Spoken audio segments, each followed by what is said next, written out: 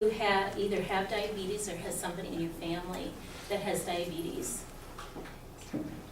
As you can see, it affects almost everybody. According to medterm.com, diabetes is where the body does not produce or resists insulin. And insulin is a hormone that takes in assists sugars and starches to take in so that the body cells can convert it into energy.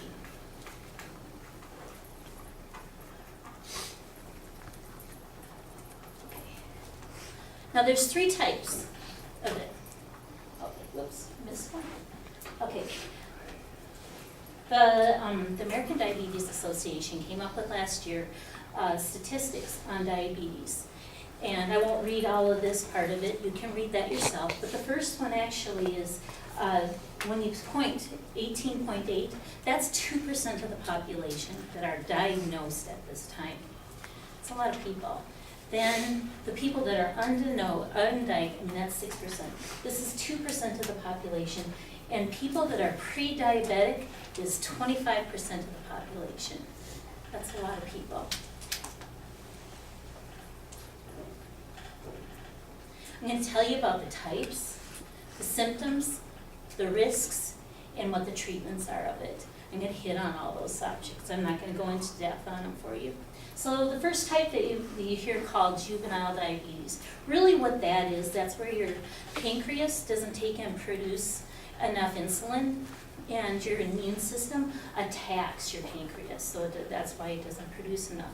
This is caused by things like there's hormonal problems, it can be genetic, or it can be what they consider medical, different kinds of medical conditions that cause this. So it doesn't mean that it's necessarily caused at the time you're a child and you get it, it's just that those are the reasons why. Then you have type 2 diabetes. This is the biggest number of people that have it. And this is when the cells resist the insulin. And insulin is a hormone that, like I said before, that helps your body cells with the insulin. And it becomes resistant, and the pancreas can't produce enough insulin so your body can do this processing. There's a lot of causes of this. One is genetic. A lot of times you'll get it as you get older because of genetics. And that's usually doesn't happen until you're in your 30s or so. I mean, it can happen earlier. You also have hormonal reasons. There's also environment, which is their biggest thing. Things like high blood pressure, high cholesterol, obesity, age, race. These are all different reasons that you can take and get it that are considered environmental. And this is information according to the Mayo Clinic. Then you have your gestational. Gestational just means that when you're pregnant, so this doesn't relate to you guys, of course, but the 26th week is a common time that women will take and get this if they're going to get it. And when typically women that get gestational diabetes, they will take and become diabetic within 10 years after their last child.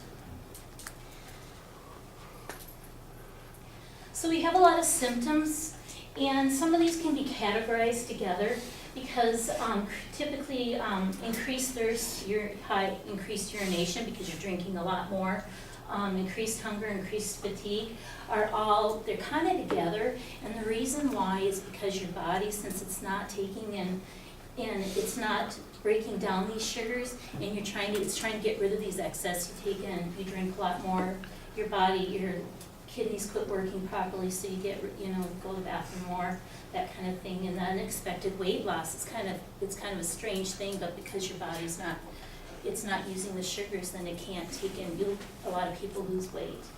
Blurred vision is because it damages your tissues in the back of your eyes.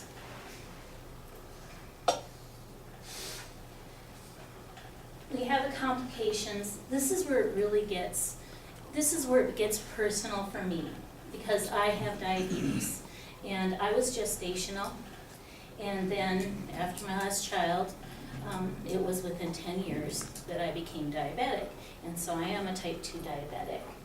So typically, you hear stroke, heart attack, and blood flow, and that's because your body's working so hard to get rid of these, to get rid of the sugars. But it's also because a lot of times the factors, like I said before, you have your environmental factors, like your high blood pressure and your high cholesterol. These are the reasons why you need to keep it under control, because it's all linked. You have the nephropathy. That is where you have kidney failure. And that's because your kidneys work so hard and there's so much sugars in them that they taste and quits working. And that's why you hear a lot of people go on dialysis. You have the neuropathy, and when you hear people don't have feeling in their toes and their fingers, it's because the tissues are damaged, and that's what neuropathy is, the nerve damage. And it isn't just your fingers and toes, it's in your organs in your body too. Then you have the retinopathy. This is the part of it where I found out is a huge problem. Retinopathy is where there's a damage to the blood vessels in your eyes, in the tissues in the back, which is your retina. And what happens is the vessels get tiny little pinholes and blood leaks out. So what your eye does is it starts reproducing new blood vessels to replace the damage, but it replaces over areas that help you see in the retina. So, ugly thing. And then what they have to do is they do laser surgery for it, and eventually if that doesn't work, then they have to do regular surgery and remove veins. And I've had both. So this, and if it isn't taken care of, this is why people go blind, because those veins eventually, they grow over the retina and you can't see. They've also now are believing that, according to the Mayo Clinic, they're believing that Alzheimer's can be linked to diabetes. It hasn't been totally tested and proved at this point. So, but they're believing that that's all part of it. So, treatments. Everybody says, everything you do in life, you have to eat healthy. Well, this is especially true. It doesn't mean that you can't have the sweets once in a while. That used to be where you can't have anything with sugar. That's not necessarily true. You just have to plan it. You need to have a good high fiber, and then things that are called complex sugars, which are things like your fruits and vegetables, that kind of thing, and then the high fiber, your whole grains and stuff like that, brown rices. In other words, white is out. Like I said, it doesn't mean that you completely have to knock it all out of your life, because, this is where a husband comes in, or a spouse or significant other, then you get a taste of a little bit of everything and you're not deprived. So, then you have, physical activity, as long as you're doing walking or biking, hiking, whatever your choice of activities are, it's a good thing to get out, and it does help keep the blood sugars down. So, you have insulin. Insulin comes in various ways. There used to be vials. Now a lot of times they can do it with a pen, which is a really easy. They take in, you just put a needle on the end of it, and then whatever your dose is, you just twist and inject, and you learn real quick what areas are hurt and what don't, so you're real careful with that. Insulin also can be used through a pump, but they don't do that unless it's in severe cases where it's really hard to control, and it's attached to the side out externally, and there's a tube that goes in and injects into the body as needed. It monitors that you can take in. So that's one way. There's oral medications. Oral medications, there's 3 different types actually. One stimulates the pancreas, so it produces more insulin. Another type inhibits the production and the release of glucose from your liver, which stores, it stores and produces the glucose, which is a form of sugar that your body makes. That's what that does.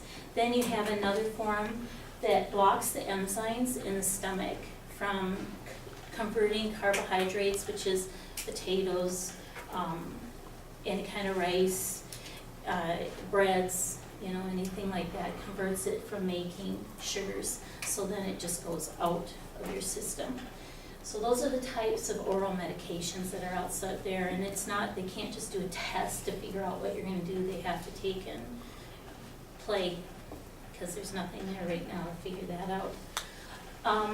They do pancreatic transplants, but that's generally with type 1 diabetes. So, because because your pancreas isn't working, it's usually, they don't do that with regular. They're starting to do bariatric surgery. This hasn't been proven at this point, and the object is to get the weight down, so that's what, but they haven't proven that one at this point. Well, I like this quote. Abraham Lincoln said, "You cannot escape the responsibility of tomorrow by evading today." And it is so true when it comes to your health. So, whilst we are young, and as you understand, if you take and think about how you take care of your bodies now, you won't be in my situation. And so it's best to take and prepare, you know, take care of it to prevent today. That way you don't have your irreversible damage to your body tomorrow.